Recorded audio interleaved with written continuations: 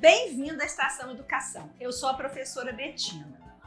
Dia 18 é a data escolhida para celebrar o Dia Nacional do Livro Infantil, pois em 1882 nascia o primeiro escritor brasileiro a escrever para criança, Monteiro Lobato.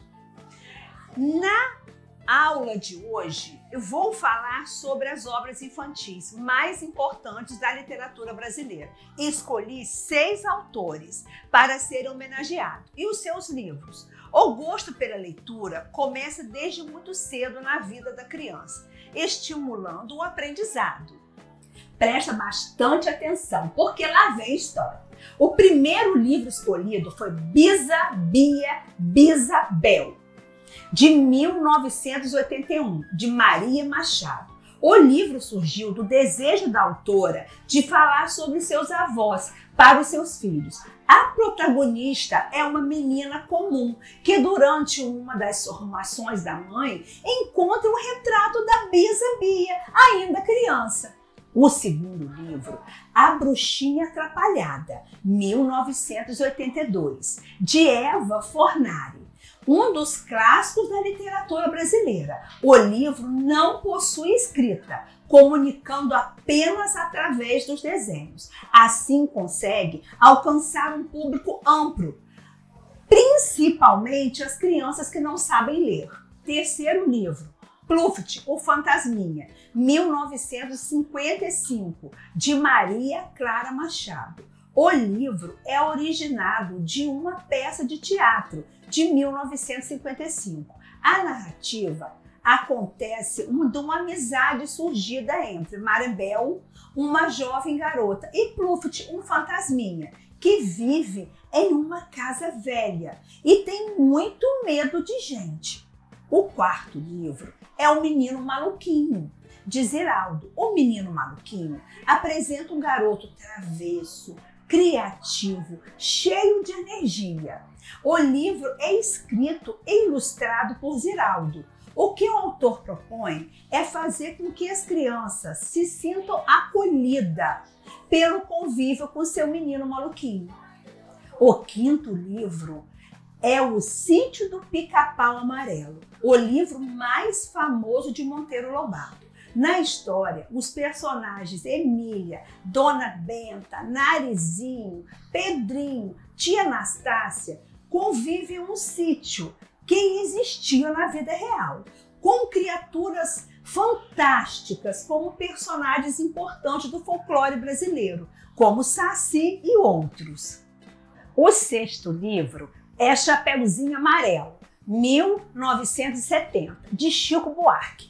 A protagonista da história de Chico Buarque, ilustrada por Ziraldo, é uma menina que basicamente tem medo de tudo. A história encoraja as crianças a enfrentar os seus medos e particularidades e a empodera, estimulando-as a seguir em frente. Eu escolhi a história para contar para vocês porque eu particularmente amo essa história.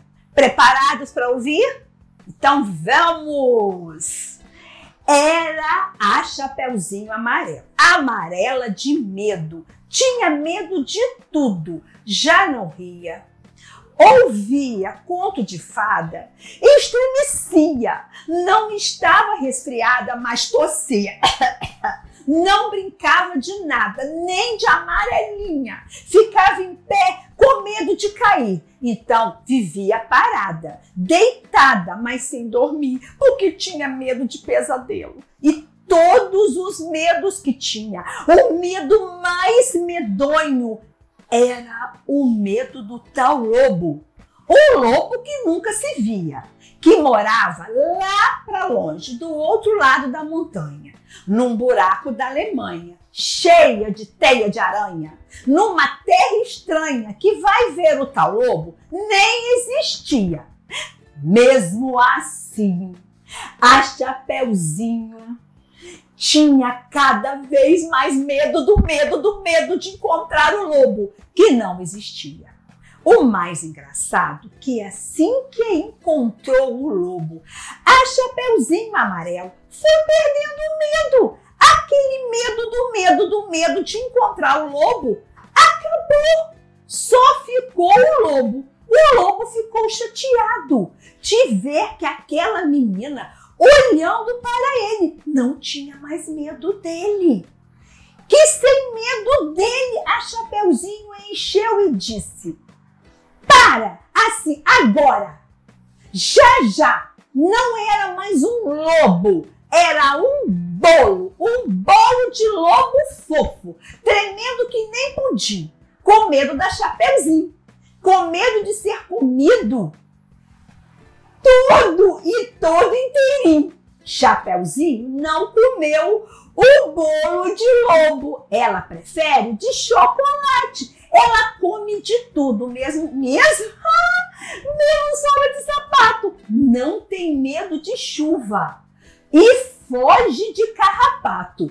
Mesmo quando está sozinha, inventa uma brincadeira e transforma em companheiro o medo que ela tinha. O raio virou o raio, barata é tabara, a bruxa virou chabru e o diabo bodia. Gostaram da história? Eu amei! Não tenho mais medo. Agora eu vou lá na casa da Chapeuzinho tomar um cafezinho. Beijos e até a próxima!